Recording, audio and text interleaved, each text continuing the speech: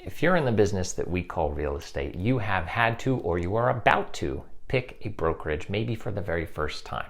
If you're a new agent especially, make sure you stick around and check out these top 9 steps that I would take and I wish I knew before I selected my very first brokerage. For those of you who don't know me, my name is Nick Deckard. I am a local real estate agent in beautiful Ocean City, New Jersey. Now, I wanted to put this video together because I've gotten a lot of questions from people who have gone through the process of getting their license but haven't yet chosen a brokerage. So I'm going to break this down into 9 very simple steps and pieces of information that I think you should consider before you make your decision. While this is a very complex decision, there are a lot of pieces to it. One of the most important ones, in my opinion, is number 1, what will your split be? If you haven't heard the term split before, that is effectively how we as agents get paid. Now, there are 2 different models primarily out there in the market right now, and that is a split versus 100%, or what we call a flat fee shop. And let's talk about what each of those look like and which one may be beneficial for you. When you make a sale or close a transaction, not all of the commission is going directly to you. All of it funnels through your brokerage. And from there, based on the brokerage that you choose and the agreement that you sign, you will get paid based off of a couple factors. So let's talk through what a normal split looks like. And there are a lot of different ways this can go. Some offer a 90-10 split, some brokers are offering 80-20, some less, some more. So what that looks like, let's say hypothetically there's a $10,000 commission check coming in from a transaction you did. In an 80-20 split, you, the agent, would get $8,000 and the brokerage would get the remaining $2,000. Now, from a flat fee shop standpoint, it's a 100% shop. Now, you might be thinking, why would I not choose that? Why would I ever give up some of my commission when the other option exists? So in a flat fee shop, you only have some standard set fees, what we call transactional fees, that come out of your $10,000 commission, and the rest goes to you.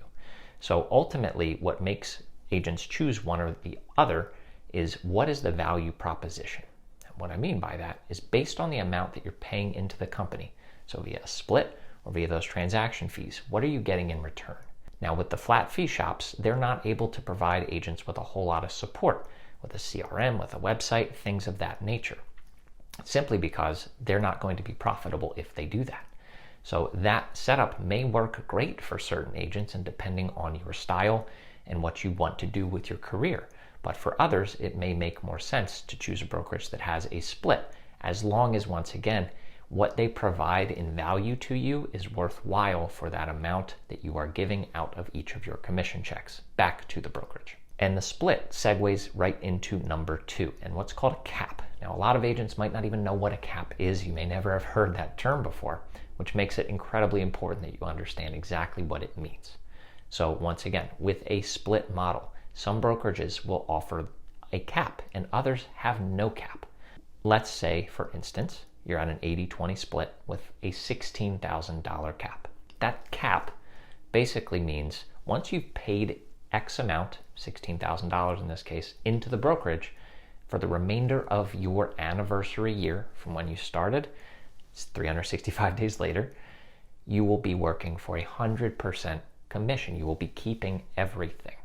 Now, again, there are brokerages out there that have no cap whatsoever. So it doesn't matter if you do 1 sale or 100, you're going to be paying that 20% back into the brokerage for the entire year for every transaction. So that's a very, very important piece for you to consider when you're looking at brokerages, is what's the split and is there a cap? And what is that cap? Because you could wake up surprised one day with the amount of money that is coming out of your pocket and going into the brokerage that you may not have been fully aware of. The third and final piece to the basic math component of all of this is the fees and the fee structure. So every brokerage is going to have some sort of fee. There could be transaction fees, there could be monthly brokerage fees, there could be listing fees. The list can get pretty long. So it becomes incredibly important that you know what those fees are going in, and once again, what you're getting in return for paying some of those fees. As an example, if you're paying a monthly brokerage fee for a traditional brokerage, you may have an office space, you may have a desk, you may get a website, you may get a CRM, you may get none of those things. So on top of simply getting a list of what the fees will be each and every year for you and based on activity, again, like a transaction fee, you need to understand the value you're getting in return. And that is a huge question that I want you to keep in the back of your head when you're having conversations with these brokerages. Number 4 is a relatively new thing to the table in the world of real estate, but some brokerages out there are offering additional income opportunities. In the old world, you have one stream of income, your commission, and that was it. That was the end-all be-all of the income you could earn from your career as an agent. Some of the newer bleeding edge type brokerages are offering much more than that. They're offering the ability to get residual income. Some offer profit share. Some offer revenue share. You need to be well aware of what your goals are and what your desire is in terms of financial freedom and building up wealth. Again, not just income, but wealth. Item number 5 is ownership. Now, all agents think they own their own business, right? We are 1099 employees, we are technically contractors, but we have full control over what happens with our business.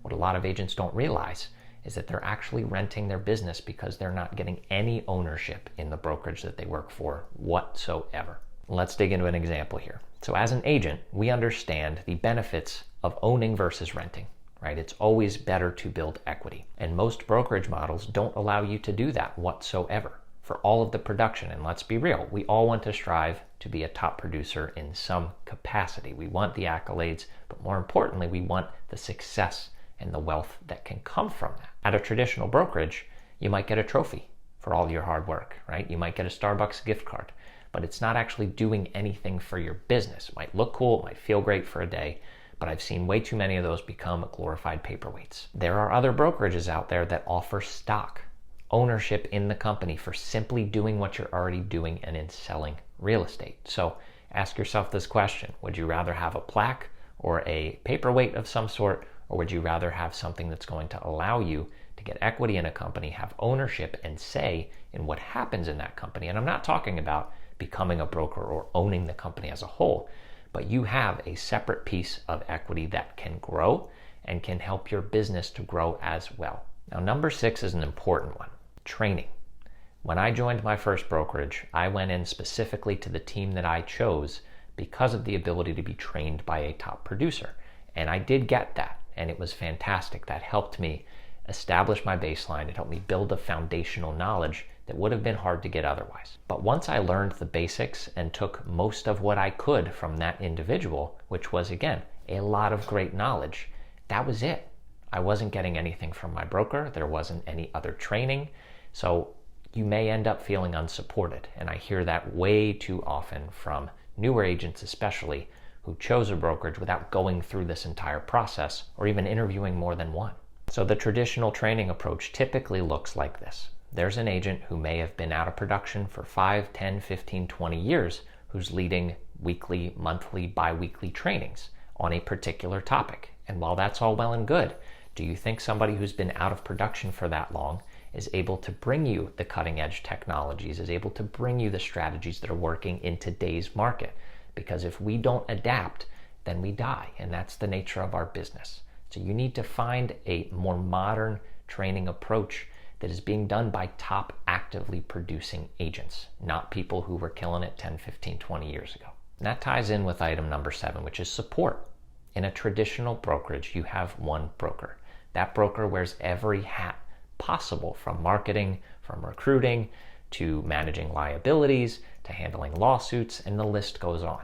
They only have a handful of time to spend with agents on any given day, and it's often hard to get the attention that you want or need when you have a burning question or if you're thinking of trying something new. There are other structures out there and other brokerages that offer a much more robust support model. And I want to talk about this point at the end, as it was one of the development points for me on why I chose the brokerage that I moved to. I started once again with a bigger brand name, and I've moved to one of the new guns here in the industry, and it's been absolutely career changing for me. So I will talk about that at the end. Number 8 is culture. Now, in a traditional model, again, in the standard real estate industry, it's very, very cutthroat. Now, if you go to an office that has a lot of top producers, there's this assumption that by default, you're going to be able to become a top producer and be rubbing elbows with the people who are out there wheeling and dealing and doing very well for themselves. But what happens when you actually get there? A lot of these folks treat you as competition and view you as competition, especially if you're ambitious, if you're driven. because they have no incentive to help you, knowing full well that if they teach you their tips and tricks, you're going to use them to potentially take business away from them. That's how they think about it. So if a cutthroat environment doesn't sound like the right fit for you, I know it wasn't for me, there are options out there that are much more collaborative, where there's incentive for everybody to band together to help each other learn and grow and succeed as a unit versus as individuals in competition with each other. And there's no right answer here, right? Neither environment is for everybody 100% of the time. You need to understand who you are, how you want to operate, and what you want your future to look like, and use this as one of your decision points while moving forward. Now, number 9, I saved this one for last, and it is a very important one that I myself recently transitioned through, going from a member of a team to a solo agent. So I want to talk a little bit about the pros and cons of each to help you decide which one is best for you based on where you are in your career, whether you're seasoned or you're newer. So when I started out, I went directly with a team right out of licensing, and it was the right decision for me at the time. Now, I did that because I knew I would have some training, I was going to get some support, and I was also going to get a lot of leads generated for me, where I didn't have to worry about spending money out of pocket for marketing, and I would have some ability to get business sooner rather than go through the traditional 3 to 6 month dry spell that a lot of agents find themselves in. Now, what I didn't realize until I got a year into my career was exactly what that choice was going to mean for me financially. So joining up with a team, one of the cons is that you are going to be making less money from each deal that you make. You're going to be paying not only the brokerage split, but you're going to be paying to your team lead as well for whatever resources, support, and leads they may be generating for you. And I can say definitively in year 1, I left tens of thousands of dollars on the table. Now that said, maybe I wouldn't have made those tens of thousands of dollars in the first place if I didn't have that support structure. But you need to understand the possibility of what you could be leaving on the table while you're off building somebody else's business instead of focusing and learning how to build your own. So as a solo agent, there is inherently a little bit more risk, but I like to think of it as more responsibility and control over your own destiny. Not only are you going to be keeping more of each commission check for yourself, but you're also going to have full control over your branding. And as we know, personal branding is everything. That's why influencers are a thing now. They know how to establish a brand. They know how to connect with their target audience. It's a process, and there's a blueprint that anybody can follow to do this for themselves. But the other pro, and one of the reasons why I left the nest, so to speak, and went out on my own, is the flexibility that you get with being your own agent. You're not having to meet anybody else's expectations. You're not having to stick to a particular prospecting schedule or doing role play or whatever they might be requiring that you do to ensure that you succeed. It really is a very personal choice, but hopefully hearing some of these pros and cons, and again, hearing a little bit of my own experience, and there is a link right above in the card you'll see that will take you to a video where I talk about why I left the team and went solo where I did, and it will go a little bit deeper than I'm going to cover here today. So to wrap up, I want to tell you a little bit about why I chose the current brokerage that I'm with, and that is eXp Realty. Now, I know some of you might hear that and run for the hills or close this out, and if you do, I understand. Unfortunately, there's a ton of misinformation and bad information out there that has everybody thinking that they know exactly what it means to be an agent here at eXp Realty. Well, let me start off with something besides my own reasoning, squash some of these myths that are out there. Of all the agents in eXp as of the recording of this video, only 12% of agents actually have done any recruiting whatsoever. They're the only ones that have any revenue share component as an additional stream of income. The other 88% are just like me, who are out there producing. So please do yourself a favor and don't dismiss the possibility before you really get an understanding of the power of this model and this company and why it's changed tens of thousands of agents' lives, including my own. The primary reason why I left my traditional brokerage for eXp was that they had the infrastructure and tools and training that I needed to do things the modern way. And what I mean by that is doing things in a way that is not one-to-one. It's not door knocking, it's not cold calling. It's very time inefficient, but social media and leveraging platforms like YouTube specifically that would allow me to message one-to-many. I could have evergreen content. I could have things working for me while I'm on appointments, while I'm sleeping. It makes your business immensely more scalable. Personally, one of my goals of getting into real estate outside of helping people and working with them, because I've always loved to do that, was to build wealth, not just have an income. I had that in my corporate jobs, and it was very stable, and it was a quality, solid income. That wasn't enough for me. I could picture myself decades from now still working my 40 to 60 to 80 hours a week in the same job, doing the same things day in and day out.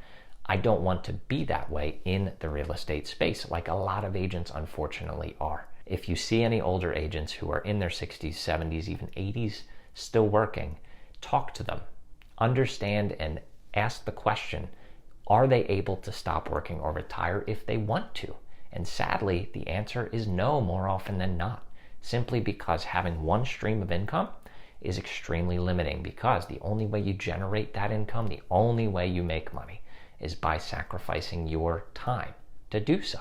So you can't have any form of freedom, and you can't have any form of lifestyle. And this might be new to you, but if you want to have a lifestyle, and a good lifestyle, there are two things that really are required to have that, and that's money freedom and time freedom.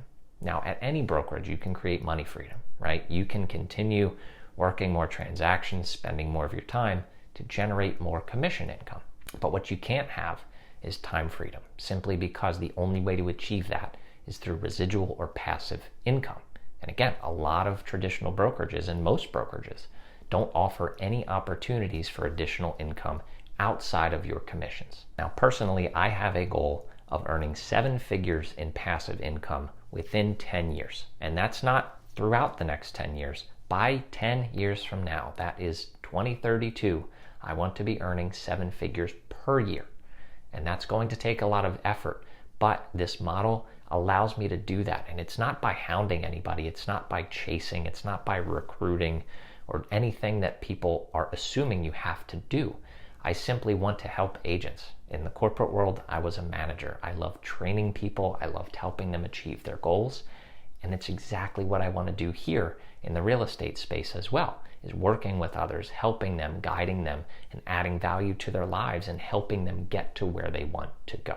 So with the power of this model, I can do that, and I can still work my production business. I can still work with clients, and it doesn't take any additional energy, time, or sacrifice to do that. So I have the ability, and I'm actively working on building multiple streams of income simply by using my real estate knowledge, using my communication skills, and my desire to just be a force in the world for good and to help people avoid the mistakes that I have made and that I've seen so many others make.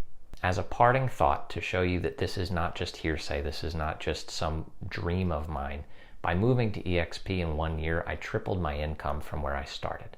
And it's not that my income in year 1 was only peanuts. I had $7 million in sales. I tripled my income through 2 things: additional business and a substantially better compensation model. So if you want to learn more about EXP, simply click that Calendly link down below in the description. I'm happy to talk to you for 15 minutes and show you and hopefully get to understand exactly what you're hoping to achieve, and to let you see if this model might be a good fit for you. And worst thing that could happen is that it's not the fit for you at this current time, and that's okay. There are a million brokerages out there. There are great ones for everybody, and EXP simply isn't going to be everybody's choice, and that's okay. I appreciate you spending some time checking this out, and I hope you learned something good that you're going to be able to use when making this important decision in picking your very first or your very next brokerage.